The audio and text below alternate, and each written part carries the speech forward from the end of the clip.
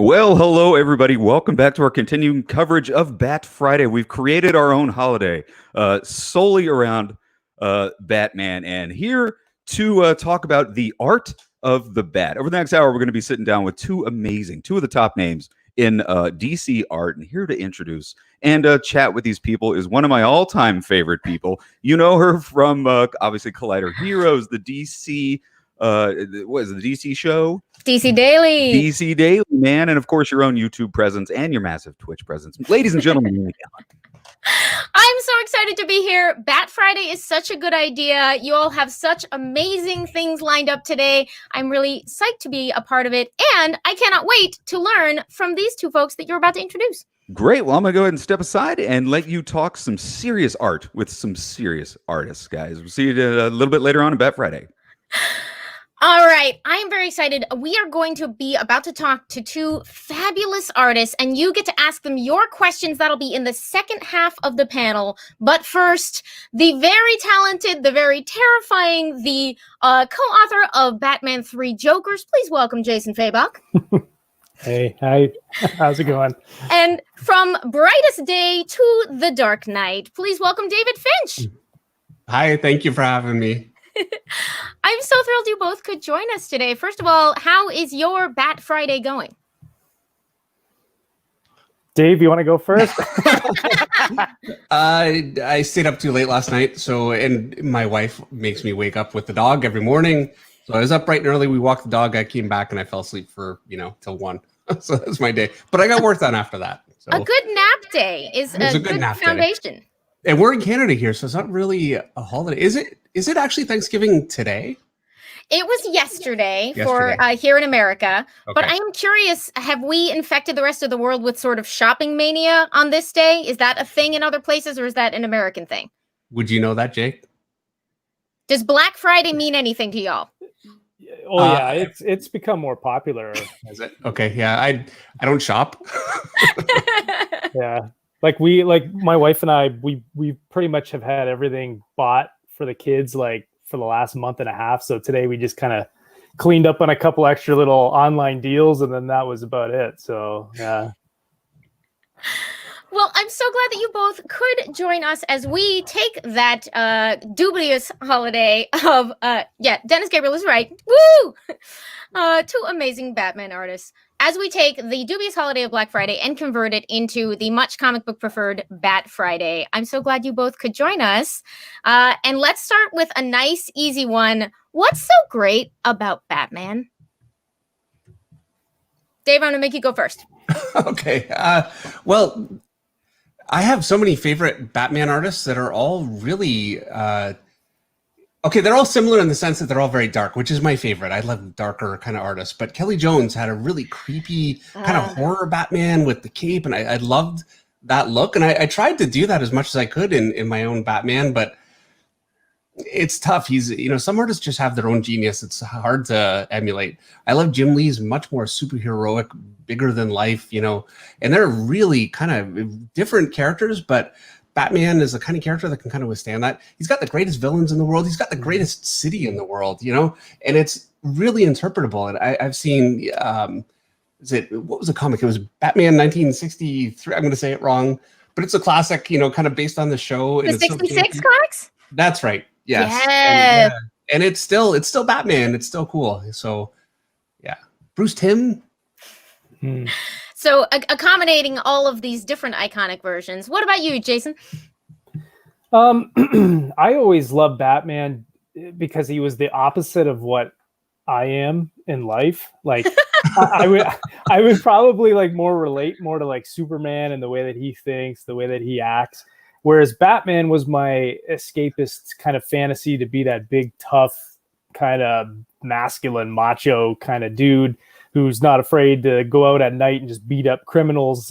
He had the cool costume. One of my first introductions to Batman was the Michael Keaton Batman. And so like that was a very specific vision of Batman where, you know, he just walked it. Like I didn't realize when he was a kid that he couldn't actually move his neck, you know, because of the way. So I just thought Batman was so tough that he would just move like his whole shoulder, you know, like he was just always flexing. And he doesn't need peripheral vision. Yeah, he He's doesn't need it, tough. like, because he knew where everybody was at all times, right? So I don't know, like he's always been my favorite character, my favorite superhero. I've always been most attracted to him as a character. And he's the character I also find the most natural to draw. Like I struggle with Superman. Like Dave, I don't know if you have this. Like I cannot get Superman the way I want him in my mind. Like I can't put it down on paper because you can't use the same kind of shadows and stuff as you can with Batman. You can. It just doesn't look right. I just do it that way. I can't help it. I do it too, but I don't know. Like I always just struggled with Superman. Batman always just comes really natural to me, and so, and like what Dave said, he's got the best villains. You can play with the city, you can play with the visuals, the shadows, and all that stuff, and just makes for a good, fun time drawing comics. Well, I have to ask this follow-up, Dave. What is the secret to Superman? Oh, so I don't know. I will say, if I draw Superman, and I've done it a few times, it reminds me. I took over Avengers, and this is a long time ago, in 2005. Wonderful. Avengers, it was a very light kind of a comic. It always had been, and I can't draw that way, so I just did it the way that I did it, and it ended up being a different thing. And I know a lot of fans were upset at the time, but in the end, I think it worked. And my Superman, it's a darker character. It's all I can do. So the secret to Superman is putting him under a tree that casts a lot of shadows. That's right. Yeah. Or, direct sunlight. That's a lot of shadow you get from good hard sunlight. You do. Yeah. So I want to ask, because folks watching this will probably be aware of both of you as excellent artists with a lot to contribute, but they might not be aware that much like the Bat we are discussing, there is a bit of a mentorship history here. Could you talk a little bit, Jay, about getting into comics and what someone else on this call might have to do with that? Well, I owe my entire career to Dave and Meredith Finch. We owe a lot to them. And when I was, I don't know, I don't even know how old I was at the time. Maybe I was 24. This was back in 2010. So I had sent my portfolio to Dave and asked him if he could give me a couple pointers, seeing that we lived close. We live about half an hour, 40 minutes away, depending on the drive. And so I didn't expect to really get a response back, but he said, "Hey, why don't you come by, bring your portfolio, and I'll give you a couple pointers." And so I went over to his house, and that began a 6-month kind of boot camp. I call it like a comic book boot camp, because I would go over every couple days. Dave would give me a kind of an assignment. We're going to draw heads, we're going to draw hands, we're going to draw feet. Much like what Dave's been doing on his YouTube channel. A lot of that stuff that he's been doing on the YouTube channel was stuff that I was learning from him directly.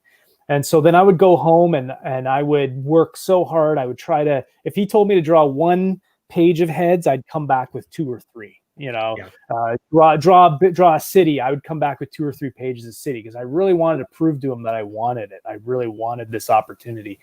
And so that went on for, like I said, about 6 months. And then at the time you had just come over to DC and you were doing a lot of covers. And so there wasn't much in the way of doing pencil assists and stuff. And so you said, "Hey, let's just send in your portfolio. Let's do a little portfolio piece, 7-page portfolio of a Batman story." And then I said 3 pages. You did 7. Oh, well, there you go. So anyway, so we but he sent in that portfolio to DC, and they offered me a job. And then from there, it was kind of, here and there, it was a little bit of spotty work. I wasn't getting tons of work, but then again, Dave came through and asked me if I wanted to help him out on the Batman The Dark Knight series. And so I came in and I did that. And then that kind of helped springboard me into the career I have right now. And so, I'm very thankful to Dave for that. And even to this day, sometimes I still email him and say like, I can't get this head or I can't get this pose. Can you help me out here? And I went over to his place about a month and a half ago asking him, do you have any reference or some tips on drawing nature and trees and forests and all this kind of stuff? And so he gave me some pointers and some books to check out. So yeah. Hey, Well, sorry. What does your side of the story sound like? Well, I feel like I helped, but also 6 months is ridiculously short. He was already very far along, and it was kind of a pleasure to help because I could see that everything was there, and there were things that he needed to work on, and and I've learned that you never know. I can try and help, and I can do my very best, but if somebody won't respond positively, I can't help. And he did. I mean, more than I could have possibly expected. Obviously, I was getting twice the work. And the great thing was, he'd come back, and not only he would have done twice as much as what I asked, but in the first part, I could see where he's struggling, and then I could see where he's figuring it out himself. And then, even moving beyond what I was showing him, it happened really fast. And as far as him getting work at DC, I have to say it was not hard. They were really impressed with his work right away. And working in comics, it's a big commitment. It's a lot of responsibility, and you have to always be learning, and it's very competitive. In the fact that Jay's managed to have such a huge career. I mean, 3 Jokers, it's done okay from what I'm hearing.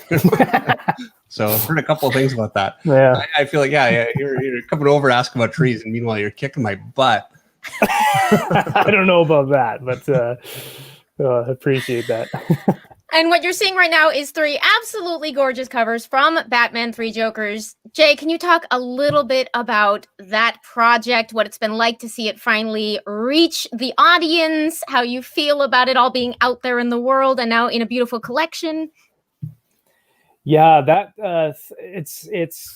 it's really been something exciting to see it all come out, and the fan response, and the hardcover just came out. I think it was probably the fastest turnaround of a hardcover ever for DC. The third issue came out in October, and then the hardcover's out in November. So it was very, very quick turnaround. But it was a lot of years of preparation, and it was a good 2.5 years of work with Jeff Johns. Him and I, we had this story that we wanted to tell, and we were really confident in the story that we had, and especially with the ending that we had. We were really excited to tell that tale, and we knew that we had something that was going to feel both classic and modern at the same time, and we had the time. And that was another thing that was really attractive about the project, is that I had time, and I could put my all into the work, and I really, it was really a passion project for me, and I spent a lot of time drawing panels, redrawing panels, redrawing pages, covers. I mean, those covers there are the final versions. I probably did like 2 or 3 of each of those prior to that I just didn't like, and ended up, just going, no. And we may have Jay coming in and out as we go. He's still frozen. There he is. We'll take these trade-offs for the ability to do panels like this with people all over the world. It's too bad. I was enjoying the. Am I back? You're back. You're back. Right. Sorry, I'm in my basement where we don't have a wired connection. I only have a Wi-Fi. What do you call it? Wireless Wi-Fi. So it might freeze up. So, well, we're glad you can be here with us. You were talking about different versions and working towards the final product. Yeah, like those covers are the last version of probably like 3 or 4 takes on those covers, and so, I don't know. It was a lot of fun and a lot of hard work, a lot of battles behind the scenes to get things out the way we wanted them to get out and when we wanted them to get out. But it seemed everything worked out in the end, and that was something that Jeff and I kept saying to each other there was a lot of setbacks and there were a lot of things that were kind of happening behind the scenes. And we kept saying to each other, you know, it'll come out when it's meant to come out. It'll happen when it's meant to happen. All things happen for a reason. There's reasons why there's delays on these things. But when it came out big and it sold very well. And I think it helped out a lot of comic shops right at the right time.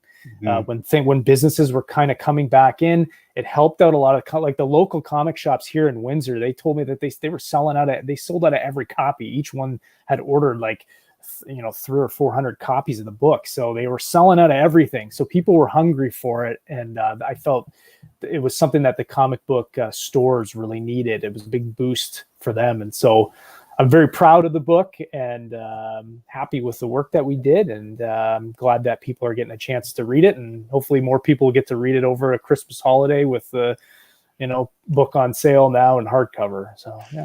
I think that very fast timing you talked about for the hardcover should pay off for the gift givers and receivers of the comic book world right around now.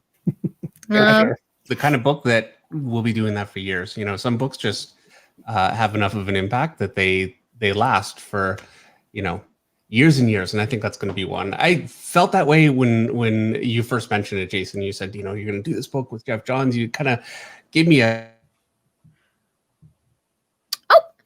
David, we've lost your sound just for a moment there. You said that you felt that way right at the start, and then we just lost you for a second. Oh, I'm cutting out too. I said, yeah, I think it's a book that, you know, people will be buying, and it's going to be available in bookstores nonstop for years. So, have you ever been surprised, David, by a work having a very long tail, or that you thought maybe had slipped under the radar, but people still bring up to you? Yeah. Or have you always known for a fact, like, this is the one that people will ask about forever? You know, I'd never know. Actually, there's really no way of knowing. I think Avengers. I felt like I was pretty confident that would do well, and then they came out with the movies, and you know, I thought, okay, well, that one should be around for a little while. I still see a lot of Moon Knight, which is a surprise, and it's great. You know, I'm a huge Moon Knight fan. I loved working on that book. I figured no one would buy it and no one would remember it, so seeing that is great. And you know, Batman. Great thing about doing Batman is not only is it so much fun to draw, but it has such a big audience and a dedicated audience. So, you know, when you draw Batman, it's something that people will remember for a while. Now, Jay had mentioned that he might have been introduced with Batman with Michael Keaton. David, do you remember your first memories of Batman? Wow. When did you meet the Bat? I don't remember a time not being aware of Batman, so it's a little tough to say. So I kind of want to say maybe the cartoon from the 60s, but I don't know if that's actually right, and I'm just saying that, really. I just don't remember not being aware of Batman. Very cool. When did you know comic books were going to be the thing for you? Wow. So I'm a high school dropout, and my parents forced me to go back a few times, and it didn't work. I did not want to go back to school. I wanted to find something that I could do with no education and that I enjoyed. And I mean, that seemed like an impossible task. And I was really looking at having to go back to school in some kind of form or other. And my sister read comics, and I finally gave one a chance. I was 20, so they were around the house. I just never tried them. Wait, I want to hear that story. She was into comics and trying to get you to. I've given my brother so many comics, it did work eventually. But she was not trying to get me into comics. She wanted me away from her stuff. So yeah, I had to steal her comics to read them. And when I started, she was not happy. So yeah, she read Excalibur. It's Alan Davis. Mm-hmm. I'm still a huge fan. She had the John Byrne X-Men stuff and actually Mark Silvestri's X-Men run. And that actually, Mark Silvestri is my teacher. And my favorite artist for years. You know, he was my boss for 7 years. And so, yeah, that's the stuff that got me into it. And it was a bit of a started. I thought, why not? You know, I had nothing to lose. And the minute I started, it just felt right. And I had a long way to go, longer than I knew, but it felt right. So I just kept going. At what point did you know actually, I'm going to save that one till we maybe get Jay back, because I'm very curious whether you already knew that you might like to pass on those skills by the time you were working with him, but I'd rather put him on the spot when we get him back. I am curious for you, like, what makes the medium of comics, not just to work in, but to consume, special compared to other sorts of storytelling? It's not like books in the sense that with books, you get a lot more exposition, whereas with comics, it's more like a movie, except that because you only have still images, so much of the work is done by the reader, and you have to fill that in. And the better an artist is at hitting those key moments, the easier it is for a reader to be able to fill those gaps, which is why great storytellers are so popular, because people can really just lose themselves in a story. And that's what I love about reading the best comics out there. Who are some of the greats that people should look to? We talked about Kelly Jones, obviously, but who inspires you as an artist? Right now, my biggest inspirations, I would say, are Jorge Jimenez, who is drawing Batman right now, and I think is incredible. Sean Murphy, also drawing Batman. You know what? I'm not saying because they're drawing Batman, but Sean Gordon Murphy is an absolute genius, and his stuff is very inspiring to me.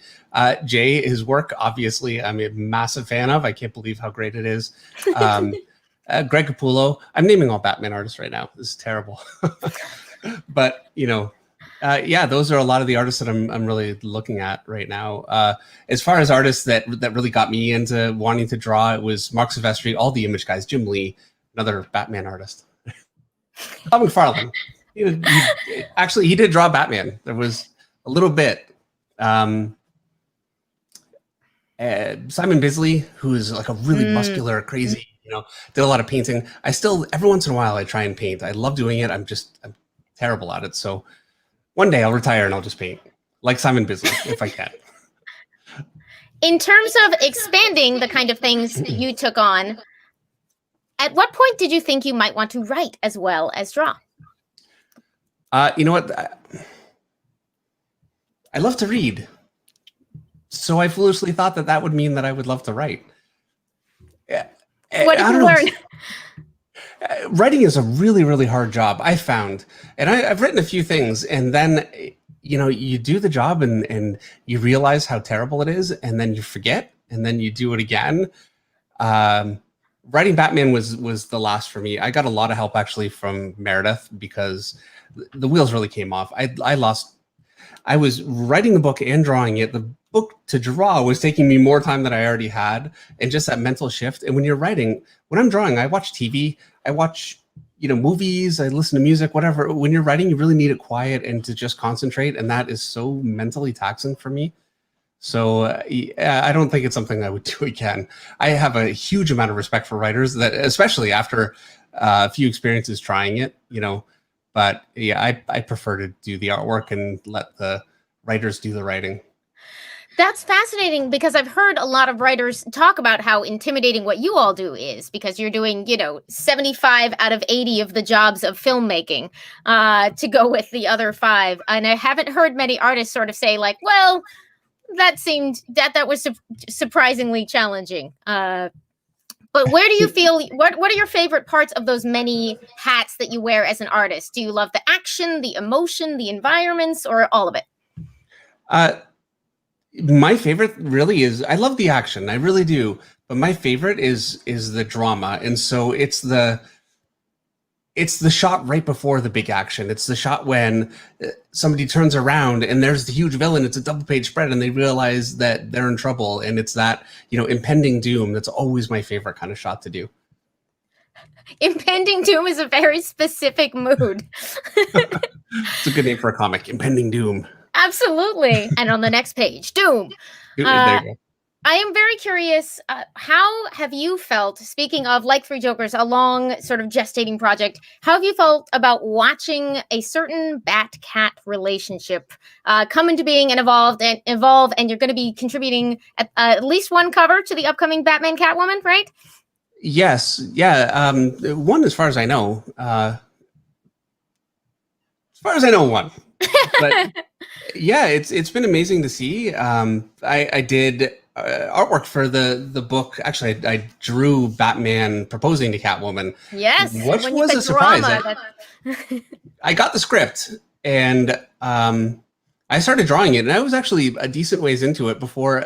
I always read the entire script before I start. I just feel like it's a better way to approach it, so you actually have an idea of where the writer's trying to go instead of just page by page boxing yourself into a corner. So yeah, I read the whole thing. Did not cross my mind. I'm like, oh, okay. And then he proposed. I don't know what I was thinking, and yeah, halfway through, I realized, wait a minute, did he just propose to her? So, and then watching everything fall apart and seeing how things have developed, it's been very interesting. do you feel a personal stake in those kids working it out?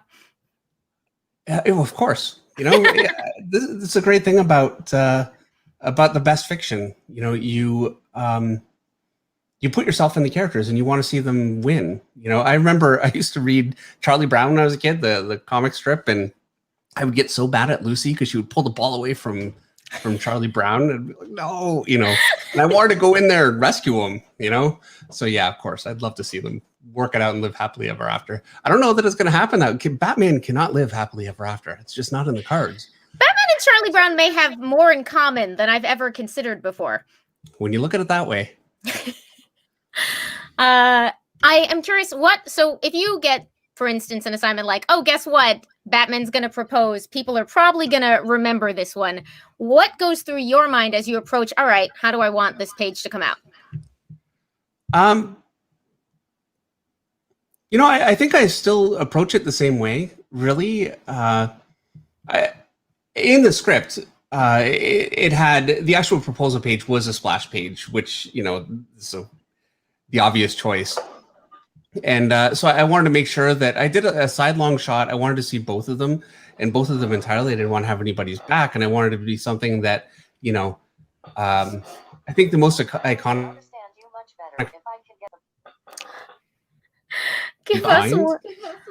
I'm so Did we sorry. have Jay for a second? We did have him for a moment. I'm here. There he is. I'll make you start at the beginning again because it's very fun to hear about. Jay, I am making Dave tell us all about the proposal and how he approached that glorious splash page, which immediately memorable to so many of us of Batman Popping the Question. Can you hear us all right? Excellent. Yes, I can hear you. Go on, Dave. Sorry. Oh, good. All I was saying is, for the most part, when I'm sitting down to draw a page, I need to get a page done in that day. I'm not doing monthly comics right now, which is a bit of a relief. It gives me a little bit more time to kind of think about it.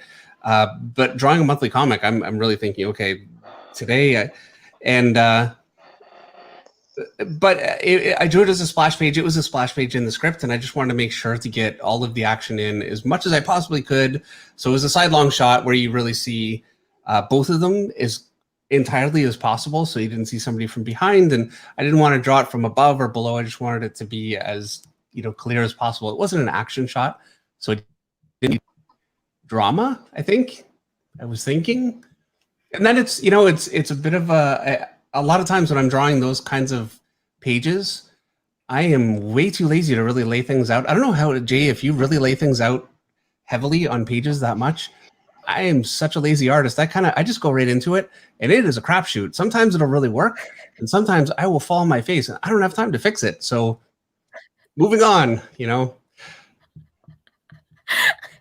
What have you ever considered sharing some of the sort of, if you ever have to abandon one part way through, the sort of like, here's how it didn't work out kind of images? Actually, I think that'd be I've got a drawer full. So, it Blooper would not be so reels. bad. No. Yeah. Even though I usually don't have time to do, especially there. Yeah, I've got a lot. That actually is a great idea to bring some of that stuff out and say, yeah, here's the finished page. Here is the disaster that it almost was, and if the deadline was a little bit tighter, this is what you would have saw. So Jay, while you were gone, I would say, asking, I'm just curious, when Dave, you had started working, developed the 6-month boot camp for Jay, did you already know that you might be interested in sort of passing on your skills, or is that something you discovered at that point? And how did that lead into your extremely cool YouTube channel full of tutorials and live draws? Okay, well, I knew that I liked teaching. When I was starting for 7 years, I worked at Top Cow Productions. Came in as a young artist, the older artist there. Brandon Peterson was there. Mark Silvestri, obviously. Billy Tan was there. And I'd learned so much from them. And I've enjoyed trying to teach some of the younger artists there. And so I got a taste of it then. And then I've taught a few other artists also. Johnny Desjardins, who's done a lot of stuff for Dynamite and a bunch of other companies, and he's doing great. And yeah, with Jay, I could see that you can see when somebody just has like a spark in their work, and that's what made me want to help. But I still didn't expect Jay to,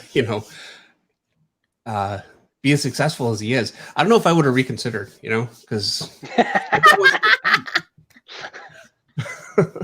don't know what I was thinking. I'll say this about Dave. Like, Dave is an excellent teacher, and the reason why Dave is such a good teacher is because he's honest. He's brutally honest. I can't do that. When somebody shows me their portfolio, like, I can't bring myself to like really just just really critique it, and Dave can do that. He's good. But the thing about Dave is he can critique it, but he also knows how to fix it. And that's a different, like, I can look at something, I can go, yeah, this looks off, but not, sometimes it's like I don't really know 100% how to explain it to the person to how to fix it, whereas Dave can look at it, and even the slightest thing he can look at and go, you know what, this is off, this is wrong, but this is how you go about fixing it. Change this shape, or change the lighting is inconsistent here. And so he's really good at that, and that's why he's a great teacher, is because he has that honesty of just one thing like you have to kind of learn in this industry is getting a thick skin, because you're getting editors, not so some editors I found early in my career, they critiqued me heavily, and that was great because it helped me to kind of learn and get better. Now they don't say too much about it. Some editors will, but you got to have a thick skin, even just from fans online who like to nitpick every little thing about your work if you drew something wrong, or but having a thick skin is something good, and Dave kind of taught me that too, by critiquing. He taught me how to take a critique and not allow it to be personal, but instead see where I was going wrong, and then showed me how to fix it. And that's a sign of a great teacher, and that's something that not everybody has, that ability and that skill. Like I said, I find I don't have that skill. Not like that. So all you young artists out there, like you need to follow Dave on YouTube, because the videos that he's putting out, like I mentioned this before, those are the things, the same thing that I did. I have my box of stuff that I did through Dave's boot camp. I still have that box of art here, and it's all the same stuff that he's posting online. The only thing that you're not maybe getting is the one-on-one that I got, which was really good, because he was able to fix the problems with my artwork right away. And so that was really good and helped speed up the process. But he's got a wealth of incredible tutorials and stuff online, and follow those, go through them, and watch the videos and stop them and try to draw the things that Dave's doing, and do it over and over and over again. Fill up pages and pages of heads and feet and legs and all the things that he's showing. It's I'm sure Dave probably would think about it like this way too, but like, you're trying to build a foundation when you're drawing. So it's like building a house. You got to lay down a strong foundation to then build the walls and put the paint on and all those other things and the decorations. And in order to do that with art, you have to build that strong foundation and then put on the fancier stuff, the detail, the rendering, the shadow, and all that kind of stuff. So he's giving a lot of people a great wealth of his knowledge of art is being put on YouTube and doing his live streams. Like I tune into Dave's live streams. I sneak in there whenever he's doing them. Yeah, I will. No, well, I feel weird about doing that. But I'll come and spy on you and see what you and Meredith are talking about. And so yeah, and sometimes I'll watch them the next day too, like when I'm working or something. I'll just put them on, and I still learn a lot from watching Dave draw. Well, Jay, thank you. It's very nice of you to say. And certainly none of us can argue with the results because you are creating incredible work. And I believe that brings us to the portion where we are opening the floor for questions. I already saw a great one come in from Dennis. There we go. For Jason, apparently Jeff Johns recently confirmed a Three Jokers sequel in the works. What can you say about the project without giving it away? Well, I could say that we've had a story kind of figured out for a while. But we haven't actually officially started on anything.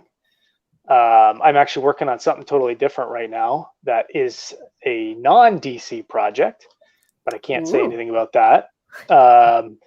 So that little thing, I'm gonna be kind of doing both books at the same time, but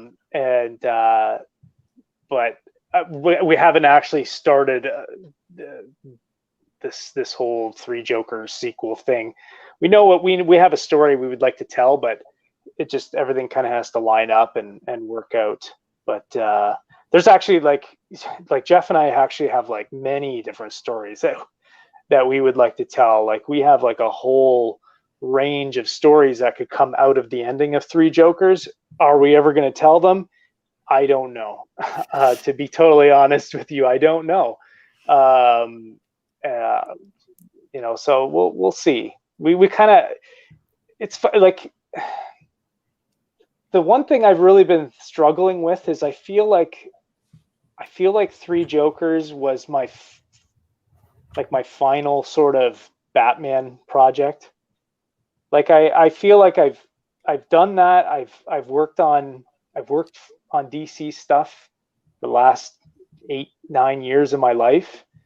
And I feel like this is a perfect time for a change and to try and to take a chance and take some chances in my career and try something different and do some different things with Jeff. And so I don't know. It's you want to have the passion for the project that you're working on, and the one that I'm drawing, like I've been drawing like the last like week or so, I'm just so fired up about. So I don't know. We'll see how it goes. I think we'll see how the sales go with the hardcover, and maybe that'll motivate us to jump. That'll back light in. a certain kind of fire. Yeah. I have a question from Artsy Designs for Dave. How did you come up with the concept for the Dark Knight's Death Metal 5 cover that you did?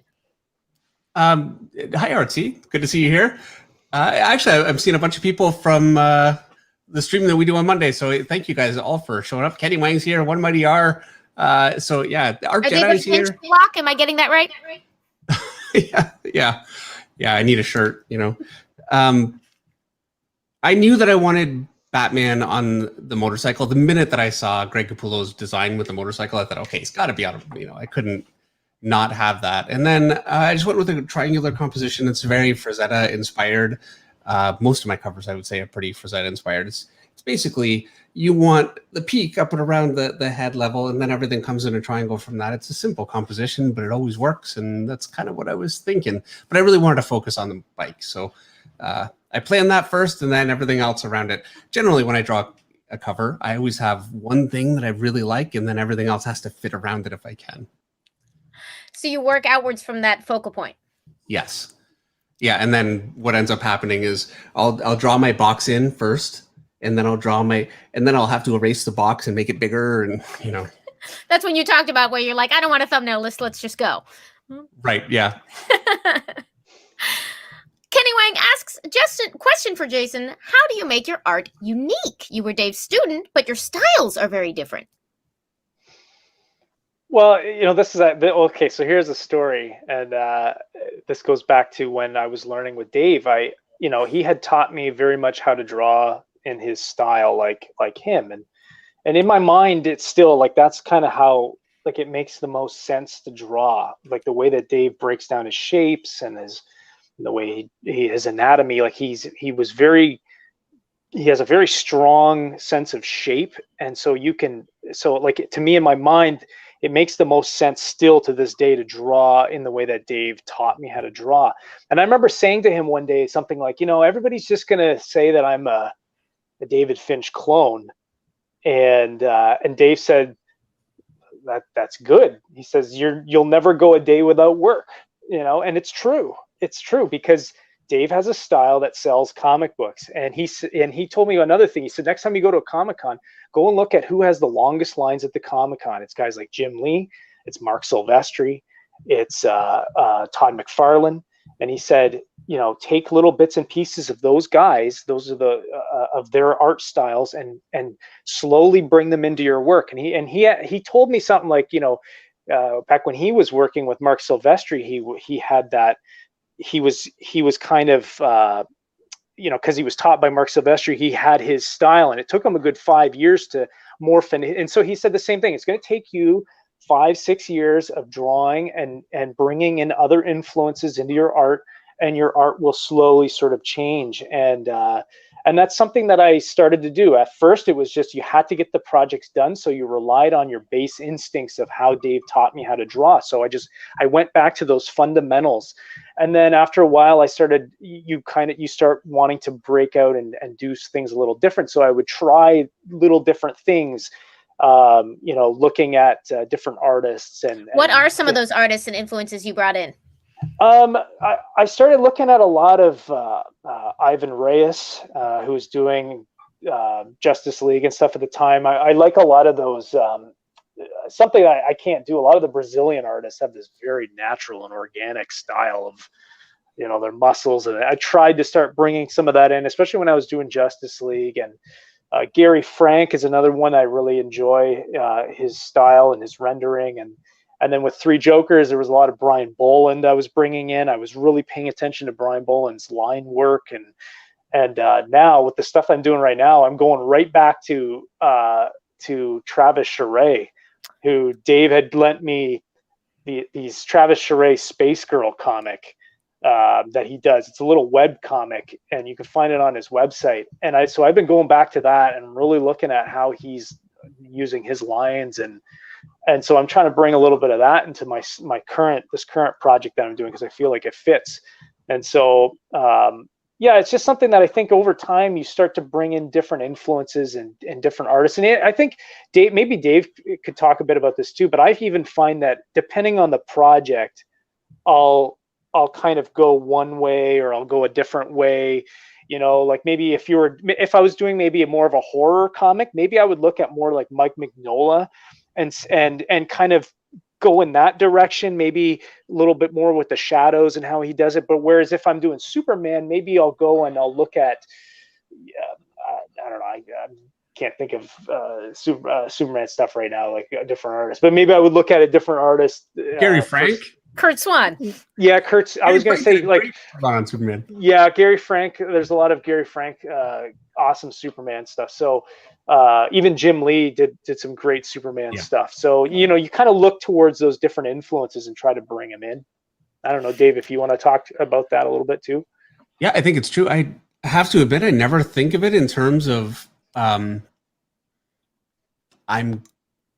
gonna angle in a particular direction and look at artists in order to do that. But I always think what artists really, and I've got a huge collection of books. You can see the corner of my bookshelf. I've got stacks, and different artists do different things well, and I've really tried to pick up from that as much as I can. So if I'm doing something that's more like Justice League or Avengers, I'm looking at a lot of Carlos Pacheco, especially. I'm a huge fan. He's got the greatest claw hands and just great multi-figure compositions. And then Kelly Jones or Mike Mignola or it's a long list. Tim Sale for Batman, that kind of stuff. And just looking at that work, it starts to angle the work in a direction. So I think the projects you take actually influence who you are as an artist too, Well, like when I was doing the Swamp Thing winter special, I was looking at a lot of Bernie Wrightson, but I was also going back and looking at a lot of Stefan Bissette. And I really liked that Alan. I was trying to bring in a little of that Alan Moore-esque looking Swamp Thing, and instead of more of the Bernie Swamp Thing. But like I was really just kind of used those. I use it as an excuse to kind of just try something a little bit different and try to see if maybe by bringing in something that artist does stylistically, maybe it will actually change my art and change the way I approach something, right? Yep. I do have to point, I'm so glad you brought up your Swamp Thing story, because I do also think it's fantastic that you won the same Eisner Award 2 years apart for short stories with Tom King. Huh. Yeah. The Talk of the Saints came, I believe, 2 years after Good Boy. Did either of you have major lessons or memories of working on those short stories, which is a very different challenge? Well, I actually like the short story if it's a good all-around script, because you can get in and you can work really hard on that story, and then it's done, and it's like a I kind of actually wish that the Swamp Thing that we did was a little longer. I had originally pitched it as like I wanted to do like a 4-part series, and DC said, no, let's just do a one shot. But I was just very thankful that they were going to give us that opportunity. But I enjoy doing that. I enjoy comics that are self-contained and something that you can just pick up, read it, and you don't have to read 50 other issues to figure out what's going on. It was the same thing with Three Jokers. We wanted it to be self-contained. It starts on page 1 and it ends on page 144 or whatever, how many pages it is. That's how it's supposed to be, and I enjoy that kind of storytelling. Dave, how did you do you still have people bringing up Good Boy? Yes, I still see it. For my part, I thought it was a great story, and I thought it was worth drawing. So I enjoyed it in that sense. But it was all about a dog. I love dogs. I've got 2. But they're hard to draw, especially. I just hadn't done it. I've been trying to work on that lately and work on animals. Still struggling, but yeah. So every shot of the dog, I was having to go and find reference. And it's one thing to find reference for how a character looks. It's another thing to find reference and then have to methodically copy it, which I really was doing. So it made it tough, but it was such a good story. It was worth it. But yeah, it was a tough job. Well, we appreciate that you got it out there, because it is a delightful story and very seasonally appropriate, folks. This is the winter special and the Batman annual. Both of them in different ways speak to the season. But I am monopolizing y'all, and we have a lot more great questions. So thank you, chat, for keeping those coming. Art9 asks, David Finch, are you going to do something with Joe Weems again in the future, and what could it be? Yeah, I certainly would not say no. Absolutely. And I haven't talked to Joe in a year, probably, maybe even more. Time flies. But he's a phenomenal inker. He always has been, and he still is. And I'm always happy to work with him. So yeah, I could definitely see.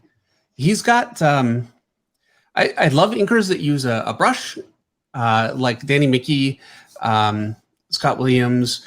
And they use a range of tools. So I think of them as brush inkers. It's probably simplifying it. And then there are inkers that I think of as quill inkers. And again, they use a range. But Joe Quill Weems inkers. Quill? It's a crow quill. Huh. You know what I mean? Let me show you what I mean. It's one of these. And then you dip it in the ink like you got. So yeah, crow quill. And it's a hard tip. And they're very unforgiving to work with. But if you're good with them, they produce a great line. So yeah, Joe Weems is a great crow quill inker, and it gives him a look that you really don't see nowadays as much. I really like it. I think I saw a great question coming in about routine. When starting to draw for the day, this is from the Art Jedi, do you just jump straight into it, or do you do warm-ups like drawing cubes and cylinders in 3D space? Jason, do you? I get up, I grab my breakfast, I come downstairs, and I just immediately just jump into whatever I was working on the day before. I don't really do warm-ups. I don't do cool downs or anything. Like if it's as soon as my wife called for supper, everything's down and I'm upstairs, and I don't really think about it for the rest of the day, for the rest of the night. But I have kind of a weird way of doing my work. Like when I'm doing a monthly book and I gotta get a page done every day, like the way I kind of work on the pages, it always seems to end up where I'm finishing the previous day's page at around noon, 1 o'clock, and then starting a new page at around noon or 1 o'clock, working on it till about 5:36, and then finishing it up the next day from 8 o'clock till 1 o'clock. And I kind of go like that. So I'm kind of able in the morning I do all the hard stuff from that page in the morning, and then I kind of that's when you have the most energy. And then when I start my next page, I sort of in the mid-afternoon, I kind of just do a couple of easy close-ups, stuff like that, just to kind of wind down. But with Three Jokers and with the stuff I'm doing now, there's no deadline. So like I'm sometimes spending like 2-3 days on a page. And so it just kind of that schedule kind of all falls apart. But the rhythm, yeah. But it shows in the work. The extra time, you can really see it in the pages. Yeah, I think I just come to the point where I just want to be happy and content with the stuff I'm drawing, and I'm not like, I could do a monthly book if I wanted to. I've been offered everything under the sun, but I just don't want to do it anymore. I have a young family, and I'd rather do high quality art work and put out 1 or 2 really good books a year than to do 10 rushed jobs that I don't ever get to see my family. So that's kind of how my balance is now, I guess. The sort of European model there. Dave, what is your daily routine? Do you warm up? I don't. So really, it just means drawing poorly for a little while. Yeah, that's true. But I've got an eraser. I've got whiteout. So what I do try, because I'm getting older, and I do think I worry about when you do something for a long time, and I've seen artists kind of go through this. As you go along, the art starts to kind of suffer a little bit. It's like handwriting that, you do it more and more and more, and it gets harder and harder to read. And I don't want to let that happen. So I look at different artists and I sketch from their work and try different things. And I try, and I claim all the time, I do that for half an hour a day. I don't. I do that probably half an hour a day for like 3 days, and then I lose energy. I don't have time, and I move on. And it's like another month before I do it again. But I do try to do that. Nice. Do we have some more questions from chat? Dennis asks for both. Ooh, great question. What is your all-time favorite Batman story? Dark Victory for me. Why Dark Victory? Because I read it before Long Halloween. So I kind of read it out of order. Same thing with me. Otherwise, I would say Long Halloween, I'm sure. But that's the first one I read. So it's, special to me. I read Long Halloween first, so I can vouch. They're both great, but yeah, that's kind of funny, yeah, because I read Dark Victory as well first. Sometimes I still get them mixed up in my mind, like which parts come from which book. But I'd probably say Long Halloween. I recently reread both of them, and I think I liked Long Halloween better. But I think the art in Dark Victory was better. So. I don't know, but those are both great, really great Batman stories. Mm-hmm. What was it like, Jay, as you revisited some of these major influences, which you were remixing in a sense for Three Jokers? Anything to really stand out on going back to them for this purpose? It was actually a lot of fun to do that. Our book was heavily influenced by Killing Joke, so a lot of the way that the scenes are and the sets and the way I tried to lay out panels and tell the story was all kind of going back to Brian Bolland and the way that he was telling the story through the artwork and the way that he would draw different specifics in the settings and whatnot, backgrounds. And so I really went like that, went heavy into that. And I really was hoping that fans would pick up on that as they read it. But then there was other things too, like a lot of death in the family, some Long Halloween stuff. It's fun to go back and play with that. And I'm a big fan of history and especially comic book history.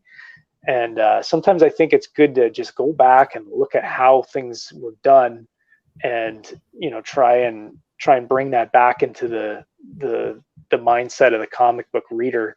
It's like listening to a classic rock band kind of do a new album. Yeah, it sounds like the classic stuff, but it's also got a new twist to it as well. And so, that's just, it was a lot of fun to do that.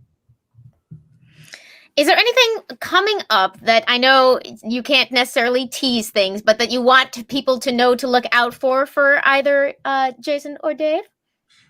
Well, I just noticed that Amy Dallen says Fabok and Finch autograph. Sorry, Fabok. I do it all the time. I still do it. How many years has it been? I can't help it. Fabok and Finch autographed Black Friday prints on sale at mainframecomiccon.com. So yeah, we've got that. And yeah, please check them out and, support the cause. We really appreciate all of your support and, some nice artwork. For sure. Couldn't have said that better myself. Thank you so much for being part of this Bat Friday panel. Do you have any final Batman-esque thoughts that you want to share with our audience or secrets you want to spill before they take our cameras away? Batman-esque thoughts. I want to hear you go first. Oh, no, don't put me on the spot. I don't know. Batman's really fun to draw. Like I said, I hopefully will do some more in the future. I'd love to see Dave get back on a Batman book or do a mini series or do something. I would love to see, Dave's one of my favorite Batman artists, and I pour over all the work that I still have the Dark Knight stuff all here on my side table that I use for flipping through to get ideas and whatnot. So I'd love to see Dave back on some Batman, and yeah, it's always fun to visit that character, and hopefully both of us can do it in the future. Yeah, absolutely. I would love to get the chance again. I just did another Batman cover with the Red Hood, which was a lot of fun. He's got a new costume with like a hood, actually, so. But yeah, I would love to be able to do a Batman, if not run, certainly a story again.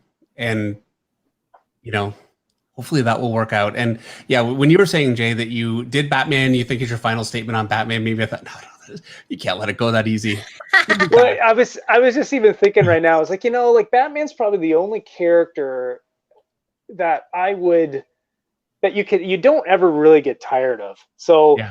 You might step away for a while, but then like if you were asked to do another Batman story and you really thought, yeah, this is going to be a good story, and I'm going to really enjoy drawing this, I think you would be just pumped up to jump back in. It doesn't take much with Batman to get you excited. You just you go open up a couple old Batman comics, watch Batman 89, and then you're ready to go again. So yep. He's probably one of the only characters like that, where you would just get fired up to draw him again. Yeah. All Absolutely. right. I like Kenny saying thanks a lot, you guys, and happy Thanksgiving, even though Canadian Thanksgiving was weeks ago. We are grateful that you could be here. Thank you so much for spending time with us. Please get those prints. Check out the rest of the evening, and thank you so much. Awesome. Thanks, guys. Thank you very much for having us. It was good. It was good to see you too, Jay. It's been you long. too. Well, it's only 30 minutes away, man. Good drive on by. I know. Say hi. Yeah. You know what? We just had a baby, so I was gonna go and visit Dave a couple weeks ago. We had talked about doing a little thing together, a little project. We still need to do it. But then, we had a baby came a couple weeks early, so congratulations. Yeah. So maybe in 6 months. Yeah. That baby really wanted to be born in 2020. Yeah, we'll bring over the baby. Meredith would love to. Oh yeah, we'll never get it back. Yeah. Well, Amy, Jay, Dave, this was I'm so upset that this hour is over. It literally flew by. Everybody in the comment section, thank you so much for your questions. Thank you so much for your comments. This was phenomenal. We can't wait to have you both and all three of you back for the next Mainframe really soon in 2021. So thanks a lot for being here, guys. And Amy, awesome. Thank you so much for being to come back. All right, guys, we had a lot more Bat Friday stuff. I just love that name. I feel like we invented a holiday this year. This is wonderful. We got a lot more great stuff coming up right now. Head on over to mainframecomiccon.com. The Batman Catwoman panel is about to start with Clay Mann. and Tom King. So click on that over at mainframecomiccon.com, and we'll see you guys later. Thanks again, Dave, Jay, and Amy. Have a fantastic Thanksgiving weekend. You too. Bye. Thank you. You too. Black Friday comic book deals are now available at mainframecomiccon.com. Like this David Finch exclusive variant starting at only $30. Limited edition prints autographed and shipped to you from only $45. Mail-in signatures and CGC grading available for your personal comic book collection. And impossible to find comic book posters all signed by the top names at DC. This is a limited time offer, so head on over to mainframecomiccon.com and pick up yours today.